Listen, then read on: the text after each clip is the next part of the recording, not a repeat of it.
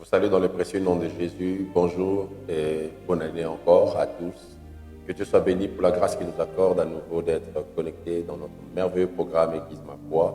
Et nous démarrons l'année aujourd'hui de manière officielle dans notre programme. Et comme je vous avais promis, bientôt il y aura d'autres contenus que nous allons mettre à votre disposition. Mais souffrez encore quand j'en veux qu'on ne reste qu'avec Église Ma Foi et d'autres programmes en parallèle que nous sommes en train de préparer. Que Dieu soit béni pour la grâce de la vie, la grâce, la faveur qu'il nous accorde et surtout pour la paix qui caractérise nos vies, nos familles, malgré les quelques bruits que nous rencontrons. Mais le Dieu des cieux ne cesse de nous préserver. Nous vous saluons, vous qui nous suivez ici au Congo, en dehors du pays, partout dans le monde. Et depuis un temps, il y a des bien-aimés qui nous suivent même à partir de l'Haïti. Que Dieu vous bénisse de partout où vous nous suivez. Et nous sommes très heureux de toujours être avec vous. Alors, en ce début d'année, c'est important de pouvoir avoir une pensée de Dieu sur l'année, savoir ce que Dieu veut, ce que Dieu attend et surtout comment on peut entamer cette année que Dieu nous a donnée, parce que ce n'est pas de manière accidentelle que Dieu a permis que nous soyons en 2024. Alors, quelles sont les choses que nous devons faire pour posséder 2024? J'ai fini l'année 2023 pendant les 2 derniers mois en vous parlant sur la prière. On a essayé de voir comment est-ce que l'Église s'était mise à prier pour sauver la vie de Pierre qui était en prison. Et je vais essayer un tout petit peu de continuer dans la même lancée, mais en étudiant un autre personnage de la Bible qui s'appelle Jaïbet. 1 Chronique chapitre 4 à partir du verset 9 nous dit ceci. Jaïbet était plus considéré que ses frères. Sa mère lui donna le nom de Jaïbet en disant « C'est parce que je l'ai enfanté avec douleur ».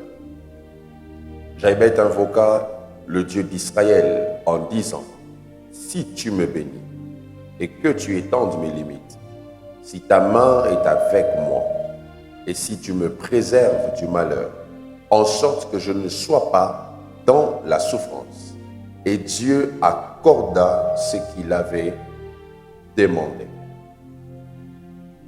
Je vais essayer un tout petit peu de nous parler en ce début d'année sur cette phrase que Jaïbet a prononcée dans sa prière, « Étends mes limites ».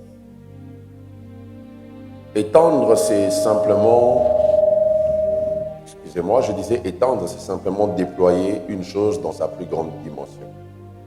Étendre, c'est couvrir une surface plus grande avec une chose que l'on suppose dans le sens horizontal. Lorsqu'on parle d'étendre ses limites, on est face à une réalité où l'on veut connaître l'élargissement. Alors, les limites, ou soit les termes limites, cachent aussi quelques idées que je vais essayer d'épingler avant qu'on aille plus loin, ou soit avant que l'on continue dans les prochaines sessions. Une limite, c'est simplement la ligne qui détermine une étendue ou la fin d'une chose, en ayant un développement spécial. Et chacun de nous, tel que nous sommes là, possède ou soit a des limites. Chacun de nous a des limites dans tous les domaines de la vie. Je fais la taille que je fais et je suis limité en fonction de ma taille. Il y a des gens qui sont plus élancés que moi, d'autres qui sont moins élancés que moi. Il y a des choses que je peux toucher en étant ici et d'autres que je ne sais pas toucher. Pourquoi ? Parce que chaque être humain a des limites. Et nous avons tous des limites. Nous sommes tous à un certain niveau limité et incapables de faire certaines choses.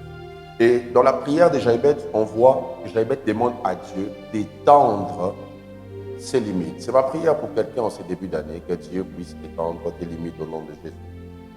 Étendre, c'est aussi une valeur dont une grandeur peut s'approcher sans jamais l'atteindre. La limite, comme je disais, c'est aussi une valeur dont une grandeur peut s'approcher sans jamais l'atteindre. Quand on parle de limite, c'est cette notion de pouvoir fixer la borne qu'on ne dépasse pas. La limite, c'est pouvoir se dire que tu peux aller jusque-là. Tu ne dépasseras pas tel niveau. La Bible nous parle dans Exode chapitre 8 de comment Pharaon avait demandé aux enfants d'Israël d'aller faire des offrandes à Dieu, mais de ne pas dépasser les frontières de l'Égypte.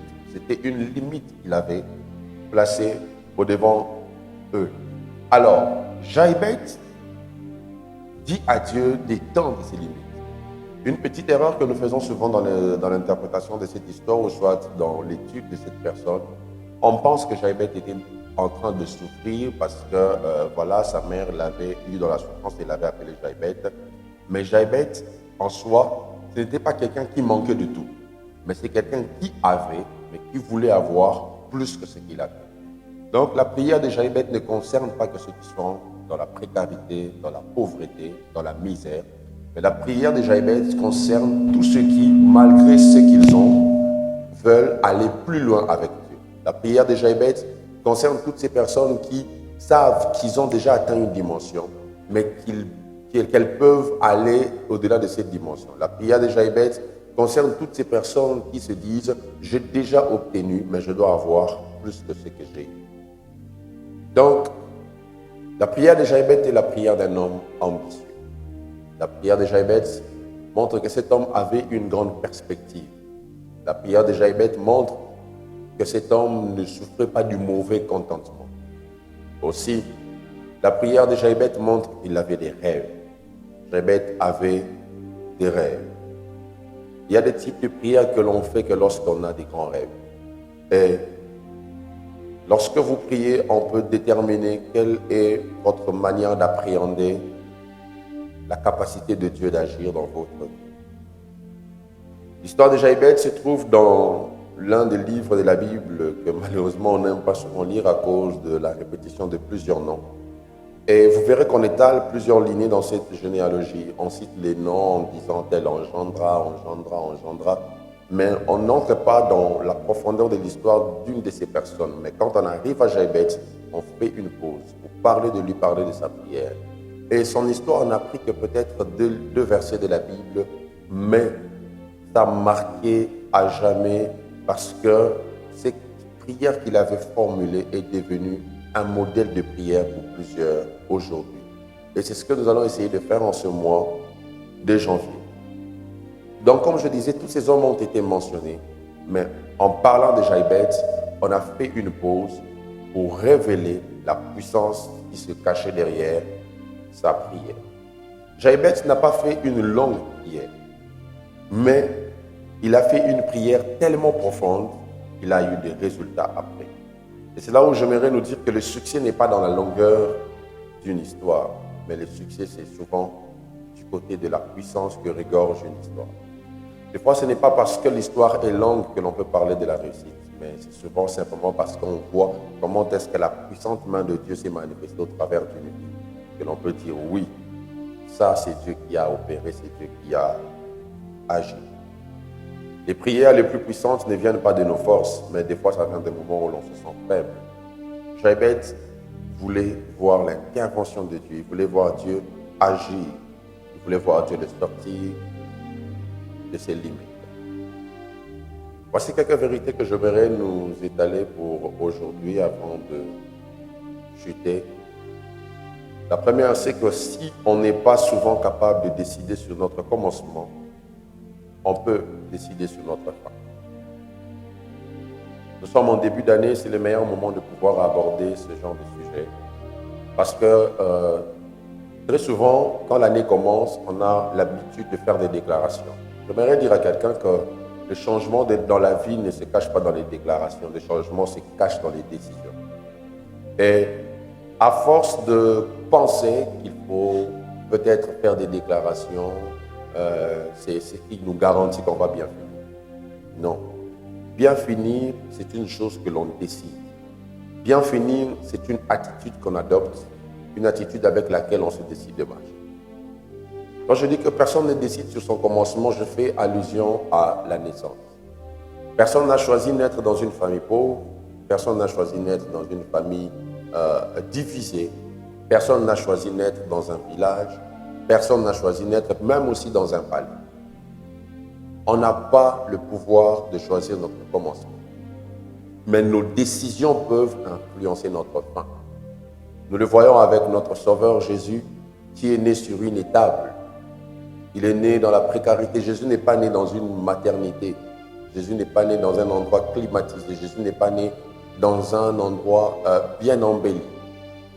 Mais la fin de sa vie a tellement marqué que jusqu'aujourd'hui, on parle de lui. Souvent, vous n'aurez jamais le pouvoir de décider sur comment commencer votre vie. J'aimerais dire à quelqu'un qui se met à pleurnicher parce qu'il est né dans une famille difficile, tu n'as pas choisi ça.